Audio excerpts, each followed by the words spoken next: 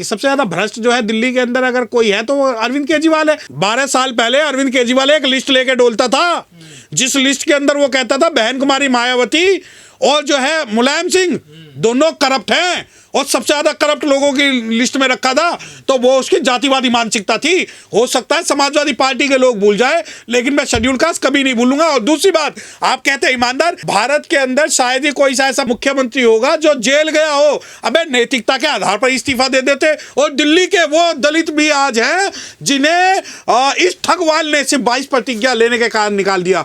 दिल्ली के वो दलित भी हैं जो आज छाती फाड़ के ये कह रहे हैं कि नहीं नहीं हम तो जी फलाने को जिताएंगे, हम ढिमकाने को जिताएंगे। अबे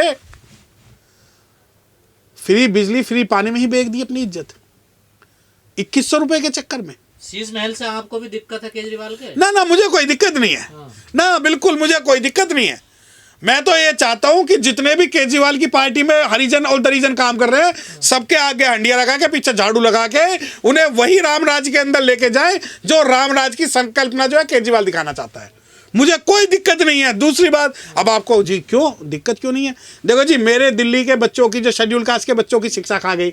जहां वन एजुकेशन की हमें बात करनी थी वो एजुकेशन नहीं दी, राइट टू एजुकेशन नहीं दिया, राइट टू एडमिशन नहीं दिया, और राइट टू हेल्थ केयर नहीं दिया, तो कुछ नहीं दिया। हमारा स्पेशल कंपोनेंट प्लान खा गए, हमारे बच्चों की शिक्षा खा गए, हमारे मंत्रियों को खा गए, हमारी जो बहुजन समाज की पॉलिटिक्स की उसे खा गए। शेड्यूल कास्ट का जितना भी बाबा साहब का फोटो दिखाकर जितना हनन इसने किया, उतना शायद किसी दूसरी पार्टी ने क्या। के बेटे हैं वो, उनके भक्त हैं। ये आप लोग ना जो शॉर्ट टर्म मेमोरी लॉस हो, ये वही व्यक्ति हैं जिन्होंने जब अन्ना आंदोलन में कहा था कि आरक्षण अभिशाप है, आरक्षण के कारण देश नहीं बढ़ रहा और आरक्षण को जो है संविधान से खत्म कर देना चाहिए। और रही बात, आप कहते हैं बाबा साहब के बेटे, मुझे एक बात बताओ, दिल्ली के अंदर क्या अभी तक इन्होंने 14 अप्रैल को गजेटेड हॉलीडे डिक्लेयर किया है? एक छोटी सी बात पूछ रहा हूँ, हमारे बहुत सारे जो है शेड्यूल कास्ट कम्युनिटी के एलजी काम नहीं करने नहीं हाँ, वो एलजी काम नहीं करने देता ना। एलजी इसलिए काम नहीं करने देता क्योंकि तुम्हारी जो है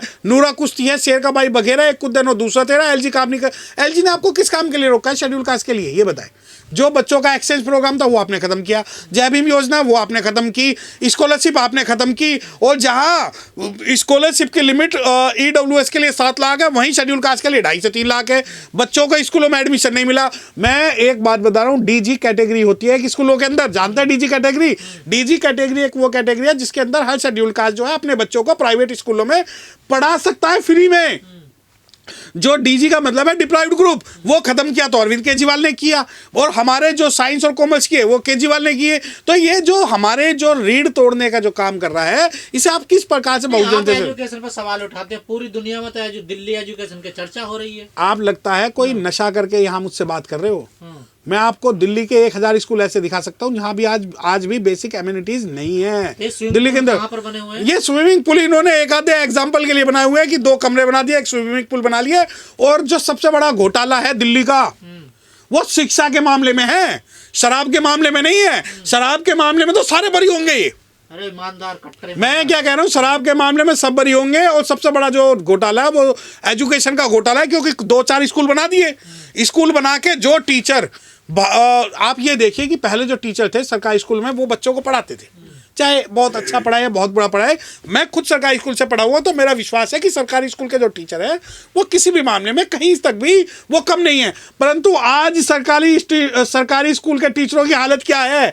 सुबह 8 बजे से रात को 8 बजे तक वो एडमिनिस्ट्रेटिव काम करेगा। नहीं, अगर दलित केजरीवाल को वोट न दे तो फिर किसको दे? नहीं, देखिए, दलित की बात कर रहे हैं या आप बहुजन समाज की बात कर रहे हैं? मैं दलितों की, SC ST की बात। देखिए, अगर शेड्यूल कास्ट की बात कर रहे हैं तो शेड्यूल कास्ट के लिए सिर्फ बहुजन समाज पार्टी एकमात्र ऐसी पार्टी है दिल्ली में जो आज भी रहनुमाई कर रही है बहुजन समाज की, और वो लड़ रही है। चाहे सड़कों पे वो अमित शाह का मुद्दा हो, चाहे ईवीएम का मुद्दा हो, चाहे पत्रकारों को मारने का मुद्दा हो, चाहे किसी भी प्रकार का मुद्दा हो, बहुजन समाज पार्टी खुल के आज अपनी बात रख रही है। चाहे सुप्रीम कोर्ट के अंदर सब क्लासिफिकेशन का मुद्दा हो, क्या सब क्लासिफिकेशन के मुद्दे पर दिल्ली में पिछले चुनाव में 70,000 से ज्यादा वोट चाहे 7,000 मिले हो, मैं आपसे एक सवाल पूछ रहा हूं, सुप्रीम कोर्ट ने सब क्लासिफिकेशन कर दिया है रिजर्वेशन के अंदर। क्या सुप्रीम कोर्ट ने जो सब क्लासिफिकेशन क्या है, मैं आपको बता रहा हूं आज आपके चैनल के माध्यम से, कि अगर दिल्ली के अंदर आम आदमी पार्टी की गवर्नमेंट आई फुल फ्लेज बहुमत से, तो दिल्ली में भी सब क्लासिफिकेशन होगा लागू। लेकिन वकील साहब सवाल यह है कि जो केजरीवाल भगत सिंह को मानते हैं, बाबा साहब को मानते हैं, वहीं दूसरी तरफ वो धर्म की राजनीति कर रहे हैं, 18,000 रुपए दे रहे हैं पुजारियों को, पुजारियों को। ना देखिए, ये आप मेरी बात सुनिए, ये पिछले जब से सरकारों में, मैं खुल के इस बारे में कह रहा हूं कि इसका जो चेहरा है वो मनुवाद का प्रत्यक्ष चेहरा है। आप कह रहे हैं कि ग्रंथियों को दे रहे हैं और पुजारियों को देंगे, मौलवियों को देंगे। अरे मुझसे तो बौद्ध भिक्षुओं की बात करो ना। क्या दिल्ली में बौद्ध विहार नहीं है? क्या दिल्ली में बाबा साहब की स्टैचू नहीं है? दिल्ली के अंदर जितनी भी बाबा साहब की स्टैचू है वहां एक आदमी को सरकारी नौकरी दे दो। या दिल्ली के अंदर जितने भी बौद्ध भिक्खु हैं, दिल्ली के बौद्ध भिक्खु अपना पर्सनल लॉ बनाने के लिए कई बार दिल्ली गवर्नमेंट और सेंट्रल गवर्नमेंट से रिक्वेस्ट कर चुके हैं, परंतु उन पर कोई भी ध्यान नहीं दिया जा रहा है। क्या मुझे एक बात बताएं, क्या मौलवी, पुजारी, पादरी, मौलानाओं के बीच में क्या हमारे बौद्ध भिक्खु की कोई जगह नहीं? वाले नौटंकी कर रहे हैं क्या? कभी बाबा साहब के भक्त बनते हैं, कभी हनुमान के भक्त बनते हैं, कभी मंदिर जाते हैं। ना कर क्या रहे हैं? क्लियर नहीं है क्या? नहीं, केजरीवाल का एजेंडा बिल्कुल क्लियर है, बिल्कुल क्लियर है कि बाबा साहब की फोटो लगाओ और बाबा साहब के नाम पे वोट लो। पहले तो वोट लो और फिर उसका जो है सारा इतिहास समेट लो। वो कहते हैं कि हम कट्टर ईमानदार हैं, लेकिन उनके मंत्री जेल गए, खुद केजरीवाल जेल गए। नहीं, ईमानदारी किस बात की? सबसे ज्यादा भ्रष्ट जो है दिल्ली के अंदर अगर कोई है तो वो अरविंद केजरीवाल है। 12 साल पहले अरविंद केजरीवाल एक लिस्ट लेके डोलता था, जिस लिस्ट के अंदर वो कहता था बहन कुमारी मायावती और जो है मुलायम सिंह दोनों करप्ट हैं और सबसे ज्यादा करप्ट लोगों की लिस्ट में रखा था। तो वो उसकी जातिवादी मानसिकता थी। हो सकता है समाजवादी पार्टी के लोग भूल जाए, लेकिन मैं शेड्यूल कास्ट कभी नहीं भूलूंगा। और दूसरी बात, आप कहते हैं ईमानदार, भारत के अंदर शायद ही कोई सा ऐसा मुख्यमंत्री होगा जो जेल गया हो। अबे नैतिकता के आधार पर इस्तीफा दे देते। और सबसे बड़ी बात, संविधान की अवहेलना। शायद आप लोगों को ये बात ना पता हो कि संविधान के अंदर कोई प्रावधान नहीं है जब सीएम जेल चला जाए तो उसके खड़ेऊ को लगाकर कोई दूसरा सीएम जो है राम राज्य चलाए। पता है दिल्ली में क्या हुआ? वो तो जेल से चला रहे थे। जेल से चला नहीं, आतिशी को जब सीएम बनाया था तो आतिशी ने केजरीवाल के खड़ेऊ रख के कहा था कि हम जो है वो सरकार चलाएंगे। अच्छा, तो भैया कुर्सी पर नहीं, हाँ कुर्सी पे, हाँ तो एक शेर है कि अब कहाँ ढूंढने जाओगे मेरे कातिल, आप तो कत्ल का इल्जाम हम ही पे रख दो। तो अरविंद केजरीवाल तो वो है जो करप्शन भी करेगा। तो सबसे टेम्परेरी सीएम है ना, वो तो बोला ना। देखिए नहीं, अच्छा टेम्परेरी हो या परमानेंट हो, हमें उससे क्या लेना? क्या संविधान में इस बात की कोई प्रावधान है कि एक करप्ट भ्रष्ट मुख्यमंत्री जेल में रहेगा और आप उसके चप्पल रख के उसकी पूजा करोगे?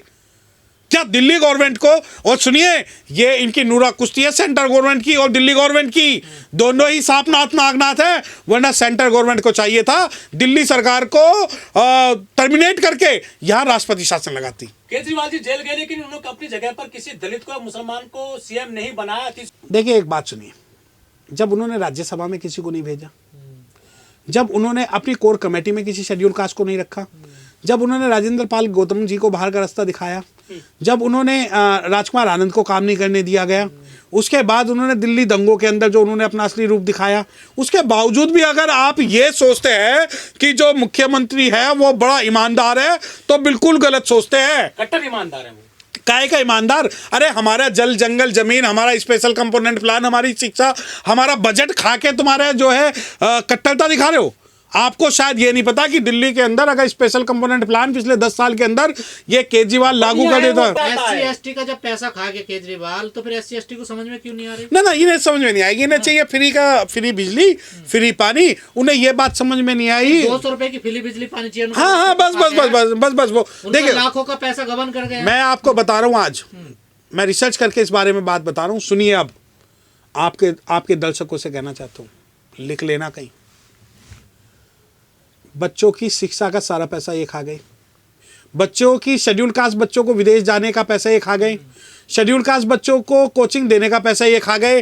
और जो रेप विक्टिम हैं, आपको मैं स्पेशल SC/ST एक्ट का एक मैं प्रावधान बता रहा हूँ कि अगर किसी शेड्यूल कास्ट पे अत्याचार होगा तो उसे 25,000 रुपये से लेकर 8 लाख रुपए तक मिलते हैं।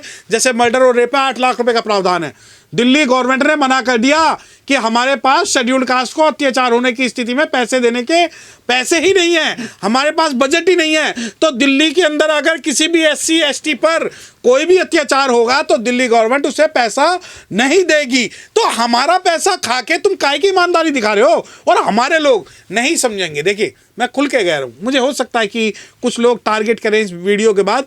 हम बहुत छोटे सोच और छोटी लालच वाले लोग हो चुके हैं, जिन्हें फ्री बिजली चाहिए, फ्री पानी चाहिए, जिन्हें लगता है जो केजरीवाल है। मैं एक बात कहता हूँ, पार्लियामेंट से बाबा साहब की स्टैचू हटी, इसने कोई भी इफेक्टिव काम किया? सुप्रीम कोर्ट ने सब क्लासिफिकेशन किया, कोई भी इफेक्टिव काम किया? उसके अलावा दिल्ली के अंदर जो है बाबा साहब डॉक्टर भीमराव अंबेडकर साहब के नाम पर इसने हमारी वोट ली, हमारा समर्थन लिया। मुझे एक बात बताओ ना, सेंटर का एक SC कमीशन है, सेंटर का शेड्यूल कास्ट कमीशन है, और कई सारे राज्यों के भी SC कमीशन है।